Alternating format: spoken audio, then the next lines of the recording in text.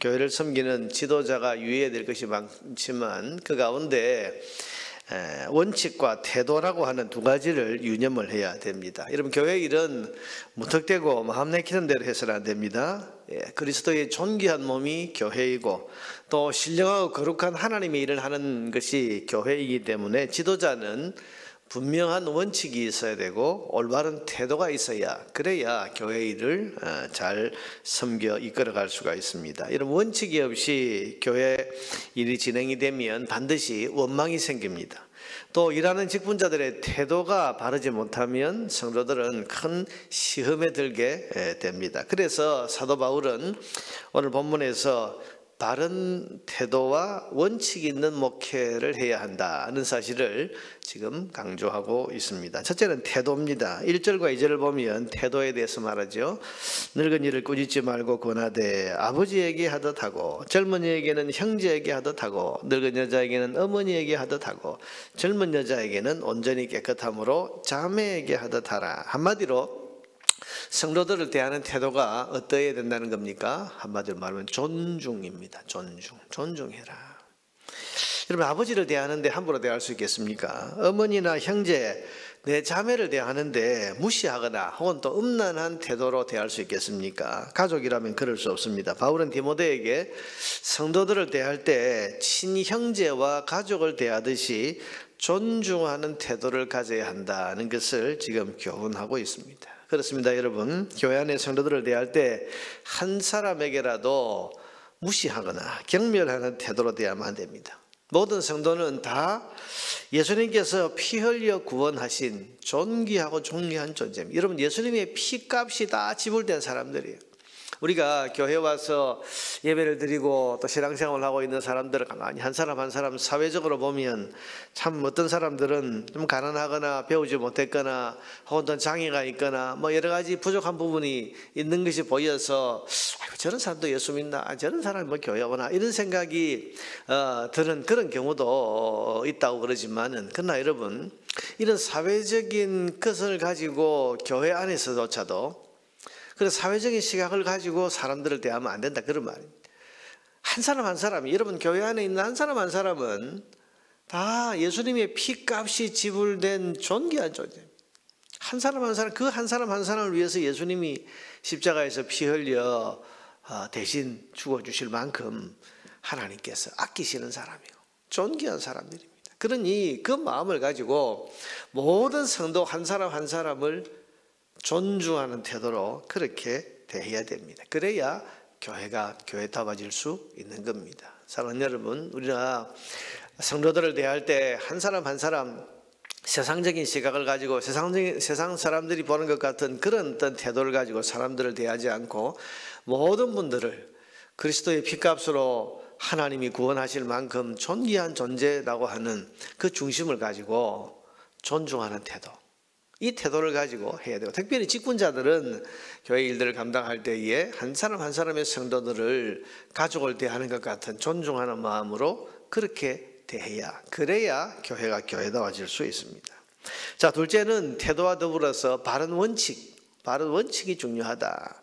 그래서 저기 참과부라고 하는 것을 예를 들어서 지금 설명을 하고 있습니다. 여러분, 본문에 참과부라는 명칭이 나오는데, 이 과부라는 말은 우리가 일반적으로 쓰는 말 그대로 남편이 먼저 돌아가신 부인들을 가리킵니다. 그런데 여러분, 이 당시의 사회 분위기는 남편 없는 여성들은 생계를 이어나가기가 곤란한, 그래서 사회적 약자의 대명사였습니다. 그래서 성경에 보면 항상 가장 약한 사람들을 말할 때 고아와 과부 그렇게 표현하지요. 그만큼 이 당시에는 사회적 약자를 대표하는 그런 아주 약한 사람들이었습니다. 그래서 이 당시 초대교회에서는 이 남편 잃은 여성들을 교회가 구제금을 주고 경건한 생활을 할 수 있도록 적극적으로 도왔습니다. 만약에 그렇게 하지 않으면 그 당시 사회 분위기로서는, 특히 에베소 같은 이런 지역에서는 남편 없는 여성들은 생계가 막막하고 살 길이 없으니까 부잣집 남자들의 성적인 노예가 되거나 아니면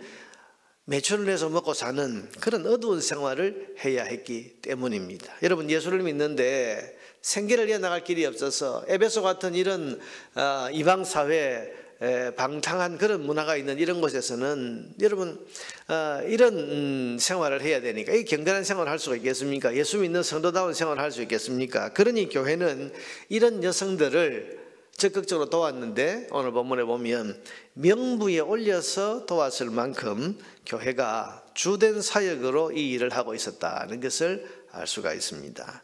뿐만 아니라 여러분 명부에 올릴 이런 여성들은 서약을 합니다. 교회로부터 여러분 공적인 구제금을 받아서 생활하는 이런 분들은 서약을 하는데 서약은 무슨 서약인가 하면 이제 남은 평생 자기 몸을 예수님께 바치겠다. 그래서 교회에 머물면서 교회에 봉사하는 일, 교회에 섬기는 일을 하면서 마치 여러분 비유를 하자면 요즘에 여전도사나 여성 사찰 집사 같은 그런 역할을 교회에서 감당을 했던 겁니다. 그러니 여러분 명부에 올려놓고 이 사람들은 교회에서 이제 교회 성도들을 섬기고 교회 여러 일들을 준비하고 또 여기서 기도하고 또 다른 사람들을 돌보고 하는 이런 일들을 하면서 이제 생활을 해 나갔던 겁니다. 그런 여러분 아무나 명부에 올릴 수 있겠습니까? 아무나 여러분 그런 일을 하면서 교회에서 구제금을 주고 또 교회에서 봉사하고 섬기는 일을 하도록 하겠습니까? 그래서 명부에 올릴 때 분명히 명부에 이름을 올릴 사람과 그렇게 하지 않아야 할 사람을 지금 구별해야만 했습니다. 구제와 교회 직원이라고 하는 이 두 가지 차원에서 이게 필요했던 겁니다. 그래서 오늘 바울은 명부에 올릴 과부를 참과부 이렇게 부르면서 그 명부에 올릴 때 원칙을 지켜서 해야 한다. 그것을 지금 강조하고 있습니다. 여러분 원칙이 어떤 원칙입니까? 9절 이하에 보면 나이는 60세 이상이 돼야 된다. 과부로 명부에 올릴 자는 나이가 60이 덜 되지 아니하고 나이가 여러분 60 이상이 돼야 된다.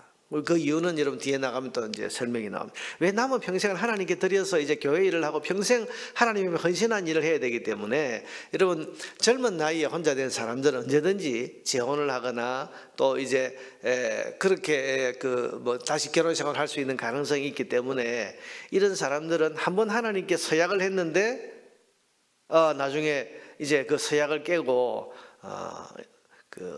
재혼을 한다든지 이렇게 하면 이 서약이 무의미해지기 때문에 그래서 나이가 60 이상이 돼야 된다 그렇게 말했고, 두 번째는 결혼 생활을 했던 여성들입니다. 그래서 한 남편의 아내 되었던 자.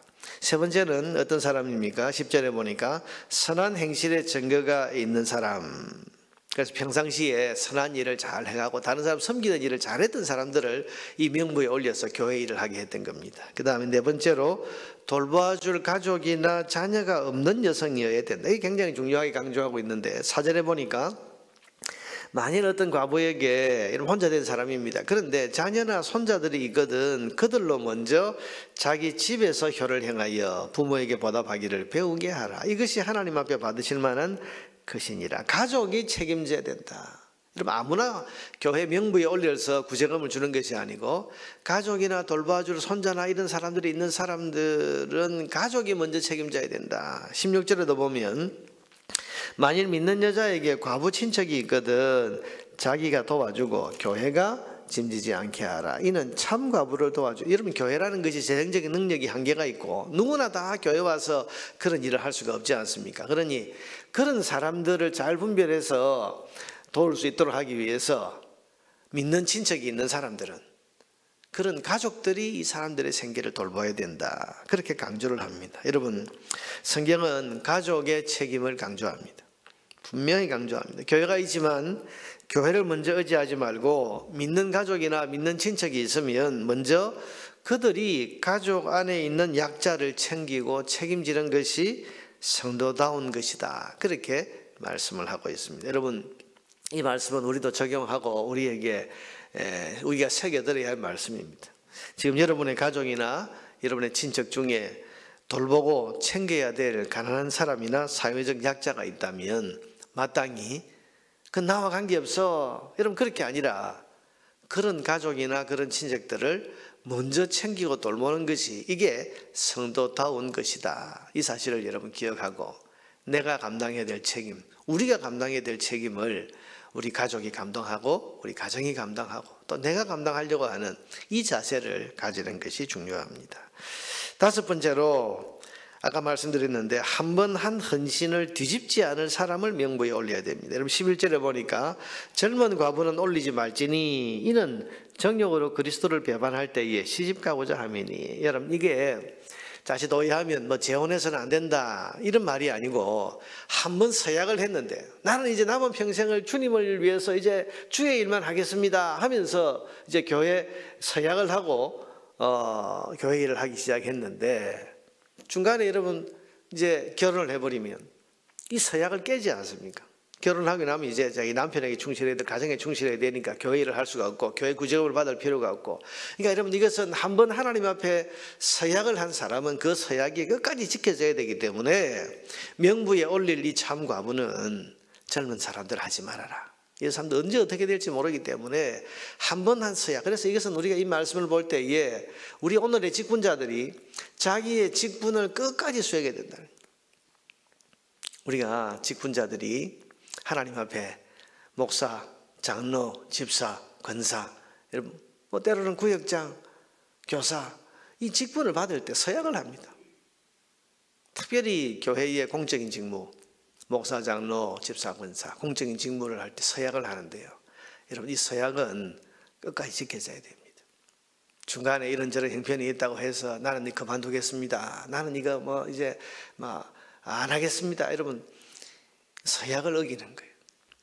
그래서 물론 우리가 특수한 경우에 어쩔 수 없는 경우가 있기는 합니다만은 몸이 아프다든지 혹은 또 이런저런 피치 못할 사정이 생기는 경우가 사람이라면 있을 수 있습니다만은 그러나 특별한 경우가 없는 경우는 끝까지 서약이 잘 지켜져야 됩니다. 지금 오늘 젊은 가부는 이 명부에 올리지 마라.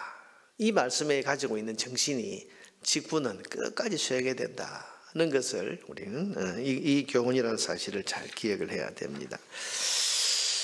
여섯 번째로 이 사람들은 무슨 일을 해야 되느냐. 5절에 보니까 하나님께 소망을 두고 기도에 힘쓸 것을 지금 강조합니다. 5절에 보니까 참과부로서 외로운 자는 하나님께 소망을 두어 주 야로 항상 간구와 기도를 하거니와. 여러분 모든 직분자, 하나님 앞에 서약을 한 직분자는 기도에 힘써야 됩니다. 그러니까 기도할 수 있는 사람을 세워야 된다 그런 말이죠.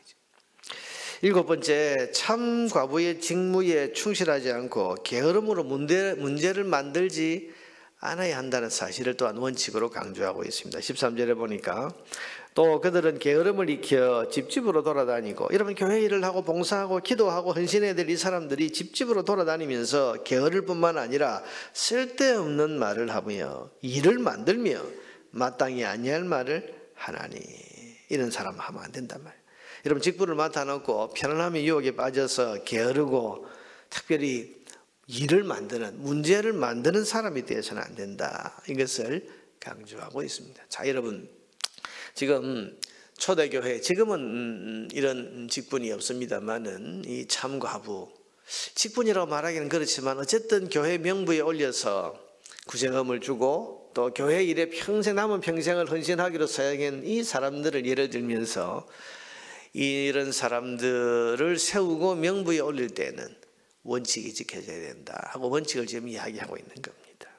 자, 여러분 이렇게 해서 교회가 돌봐야 할 참과부와 그렇지 않은 사람을 잘 분별해서 교회 일을 이끌어가야, 그래야 교회가 건강해지고 교회다워진다는 사실을 지금 우리에게 교훈하고 있습니다.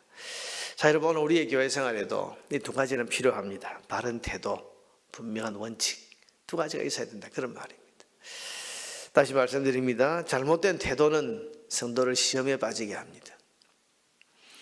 원칙 없는 사역은 원망과 시비를 가져올 수 있다는 사실을 우리는 잘 기억을 하고, 우리가 교회 일을 감당할 때에 직분자라면 바른 태도, 성도들을 존중하는 태도를 가져야 됩니다. 또한 직분을 수행하고 직분을 감당할 때에 여러분 내가 받은 이 직분의 원칙, 목사는 목사로서 지켜야 될 게 있고 장로는 장로로서, 집사는 집사로서, 권사는 권사로서 지켜야 될 원칙이 있습니다.